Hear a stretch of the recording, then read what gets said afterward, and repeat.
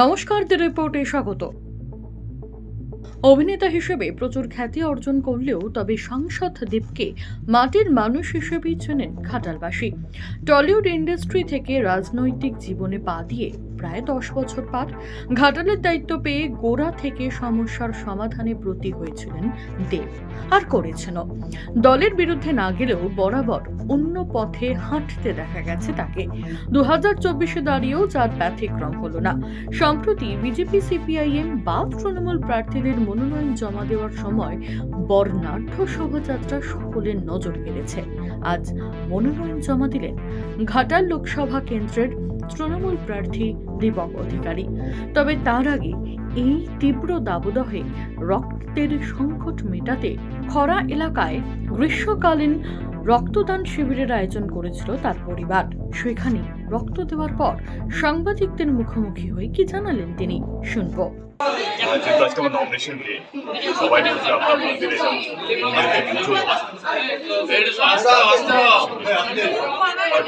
যেহেতু আমি ঘাটাল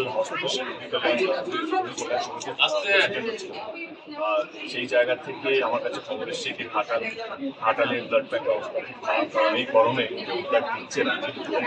পেশেন্ট যারা আছে তাদের কাছে ব্লাড আমার মনে হয় কি কেউ নেতাদেরকে দেখে শিখে তারা হচ্ছে 5-10 থাকে অভিনেতার সবই আমার মনে হলো কি মন্দিরে আমি কালকেও যেতে পারি, পরশু কিন্তু আজকের দিনটা যেই পেশেন্ট রক্ত পাচ্ছে না, সেই গরমের কম হচ্ছে।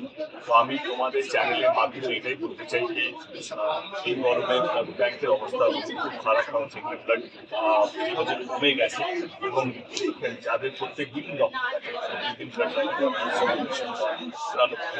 তাদের কাছে ঠিকঠাক চলছে।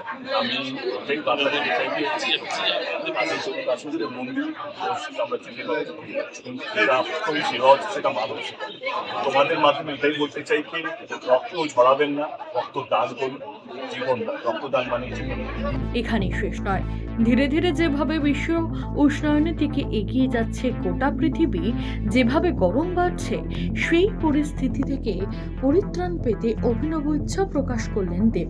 কি বললেন শুনুন তাহলে। আরেকটা তোমাদের সামনে অ্যানাউন্স করতে চাই যে যেহেতু গরম বাড়ছে, যেহেতু যেভাবে গরম বাড়ছে, ইতিহাসে 70-80 বছর এরকম গরম পড়েনি এপ্রিল মাসে, আমরা সবাই জানি। তো আমরা উদ্যোগ নিয়েছি যে আমি ঘাটাল লোকসভা কেন্দ্রে যতগুলো ভোট পড়বে দেবের নামে ততগুলো গাছ লাগাবো আমরা ঘাটাল লোকসভা। মানে যদি আমার 8 লক্ষ ভোট পড়ে তো আমি যদি আমার 8 লক্ষ ভোট পড়ে, 9 লক্ষ ভোট পড়ে তো আমরা 9 লক্ষ গাছ লাগাবো ঘাটাল লোকসভা কেন্দ্রে। এই গরমটা, যে চাপটা আমরা বাড়ছে, কারণ গ্লোবাল ওয়ার্মিং এর জন্য গাছ কাটা হচ্ছে, হচ্ছে। তো আমার কোথাও যেন মনে হয় কি আমার দায়িত্বর মধ্যে পড়ে। তো আমি বলবো যে যতগুলো ভোট ততগুলো আমরা গাছ লাগাবো। আমি এটা বলছি না যত মার্জিনে তত গাছ না, প্রত্যেকটা ভোট ঘাটালে প্রত্যেকটা মানুষ তার ভোটের মাধ্যমে একটা গাছ লাগাতে পারে।